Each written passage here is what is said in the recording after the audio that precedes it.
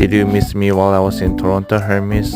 Yes, I missed you too. That's why I do drive through this snowstorm and then I just got home. I couldn't wait one more day to see you. I was like, I miss my cat. I'm actually feeling sick because I feel like my heart is empty. I need to go home. So I got home. So now we are together, Hermes. I love you, my baby. You happy boy.